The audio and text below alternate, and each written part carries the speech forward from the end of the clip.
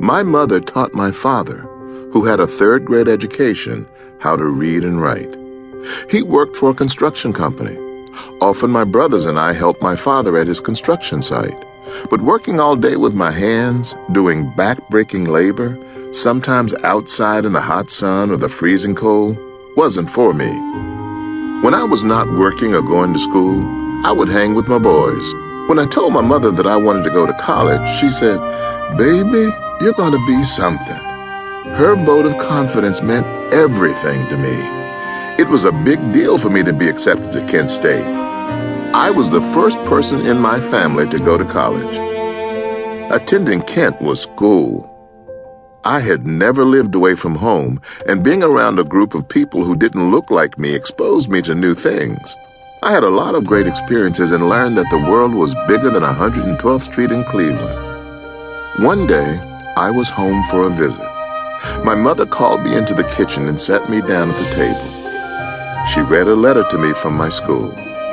I had flunked out of Kent State University. It took me completely by surprise. I was on academic probation, but I didn't think they were going to put me out just like that. My routine was to drop a class if I was not performing well, to avoid failing. It turned out that in doing so, I had not accumulated enough credits. I sat there with my mother crying.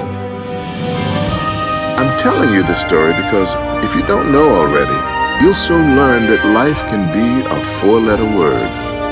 You can be cruising along one day with everything going well, and then the next day you lose your job. You found out that you have a serious health problem. You get evicted, or you unexpectedly lose a loved one. It's just a part of life. There's no way you're going to make it out of this world without spending some time down in the valley or in a dark place. But this isn't the time to give up. This is the time to understand that God is trying to lead you to your purpose and to your gift. Use adversity to your advantage. Don't let it stop you. Instead, allow it to take you to the next level. Allow it to teach you the things you need to know to take you to the next level. My father always said, "Ain't no lesson like a bought lesson."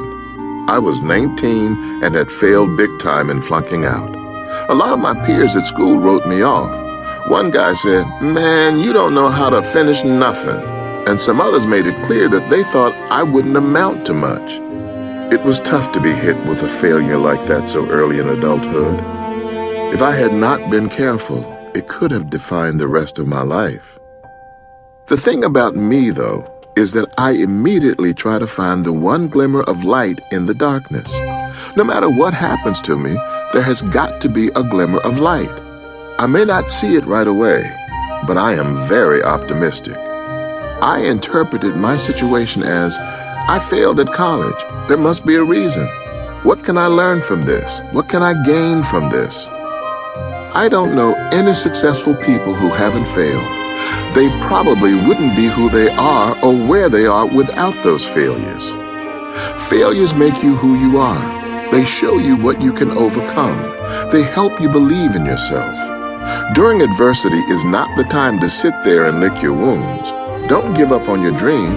Accept that life is a series of ups and downs, and that you will overcome the obstacles.